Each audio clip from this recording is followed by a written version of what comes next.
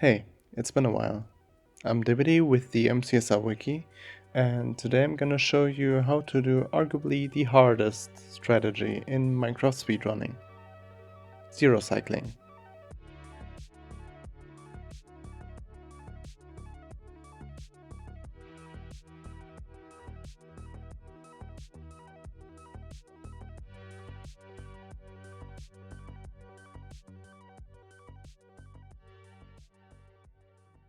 Zero cycling is a strategy that lets you kill the Ender Dragon before it perches in the center of the End Island.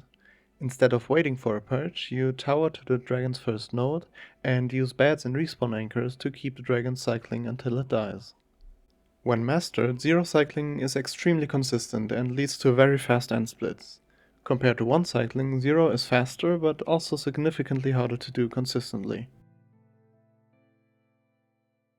When you load into the end, the dragon immediately starts flying to one of the four possible first nodes: front diagonal, back diagonal, front straight, and back straight. These straight nodes are commonly referred to as 1 in 8, since each one has a 1 in 8 chance of occurring.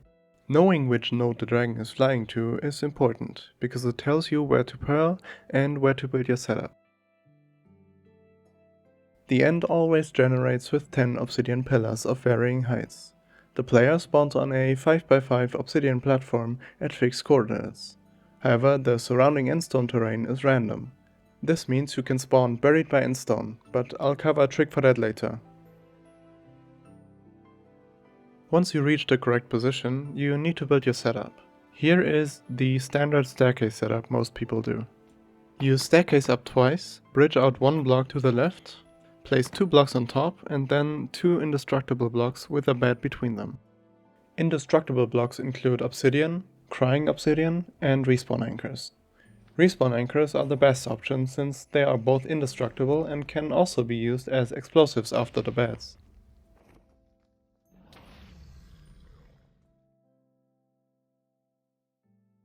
Standing height is the Y level you are standing on when you start building your setup and later exploding your beds and anchors. Higher standing heights kill the dragon faster but are harder to reach in time. Lower standing heights are easier to reach but increase the risk of the dragon flying away because it reached its node. Bed timing controls both damage and knockback. If you explode a bed too early, it does more damage, but the dragon gets too low, can break your bed and even hit you. If you explode a bed too late, the dragon receives more knockback and the damage for future explosives is reduced, because the dragon flies higher and is therefore farther away from the explosive. If you mess up and do an early bed, you can fix the dragon's height with a bed and a block like this. Or if you have a late bed, you can fix the dragon's height with an early bed to stabilize the cycle again. Bed timing takes a lot of practice and is one of the most important skills for zero cycling. Just take your time and you'll get it done eventually. Side setups are mainly used for towers above height 91, while offset setups stay on top of the tower but are placed slightly farther out to prevent the crystal from breaking. Offset or side setups need different timing because they are placed in different positions to the dragon. They help maintain safer standing chords and prevent a failed setup because you couldn't get to the top setup chords in time. They are situational and mainly used for back dragon zeros or if the spawn is buried. Now I'll demonstrate all important zero setups. This includes all fronts, back, side and offset setups, as well as 1 in 8 setups which require additional blocks. For each setup, the tower type, coordinates and possible standing heights will be shown on screen. If a setup feels too hard to reach in time, start with the lower standing height first. For higher tower setups, exploding the bottom respawn anchor will destroy the crystal, so always explode the bottom anchor last.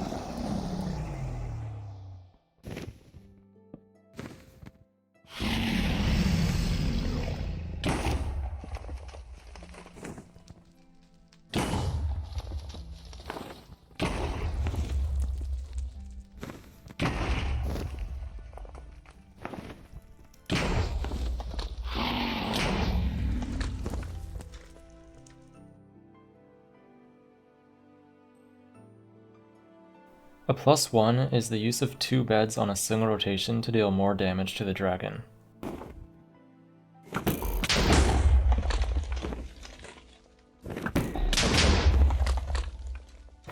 There are a few different ways to do this, but the most effective way is by using a bow to manipulate the dragon's invulnerability timer.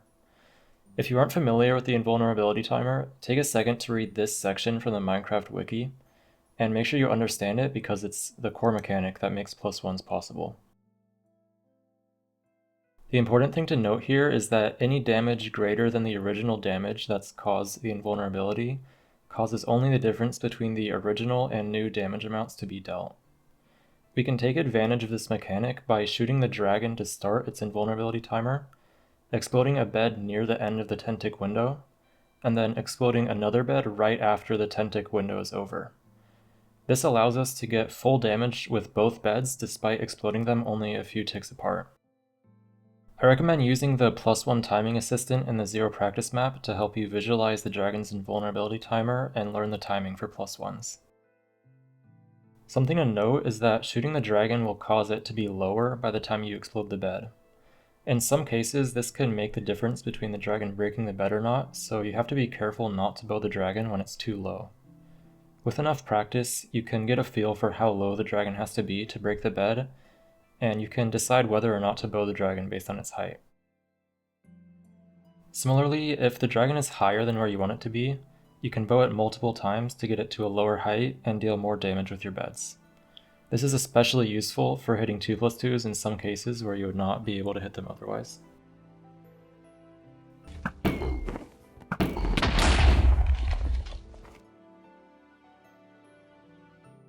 If you spawn underground, you can clip through the ceiling using an ender pearl. Your O value here determines how deep you are buried with endstone, and different values require different clipping setups. Pearl clipping saves time, but sometimes needs spare food, especially for back towers. Practice the pearl clips to get a feeling for the timing and learn which setup you can realistically make in time. When you see that the end is buried, you immediately turn around, look at your O value, and make sure that your pitch value is about -89. Depending on your O value, you do a different setup. Let's start with O54.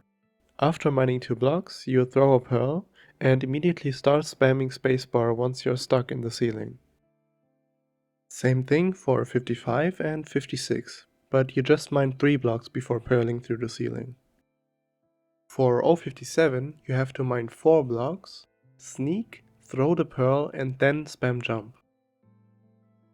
Same thing for O58, you just have to place 1 block under you and mine 5 blocks in total.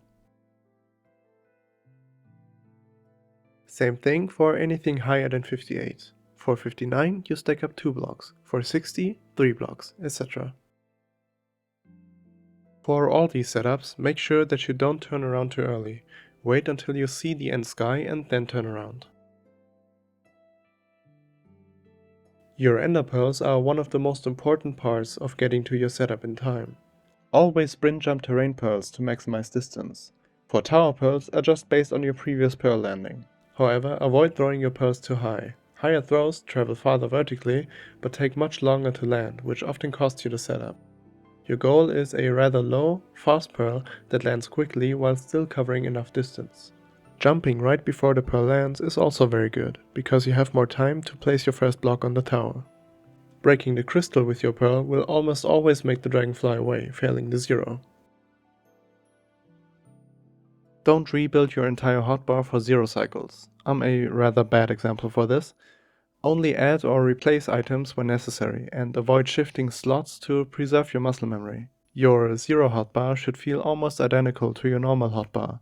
Items you don't need for the 0, like your axe or spare ender eyes, can be replaced temporarily. Also, try sorting your hotbar between your pearls. You don't have anything to do anyways, and it's a good thing to overlap.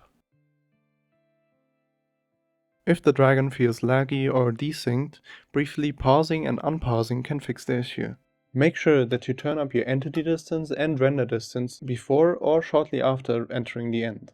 Always watch your health and eat between pearls while waiting for the dragon, or use the portal food overlap.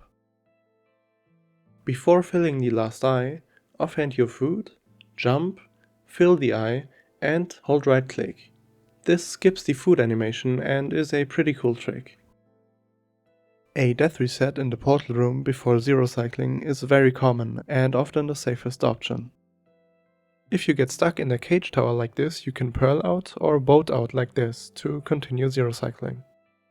Zero cycling takes a lot of practice to become consistent at. Start by focusing on lower standing heights, clean setup building, and good timing. The speed comes naturally after consistency. If you have any questions, leave a comment under this video. Thanks to Doogile for hopping on this video, and thank you for watching. Please leave a like and subscribe if this video was helpful. Bye bye.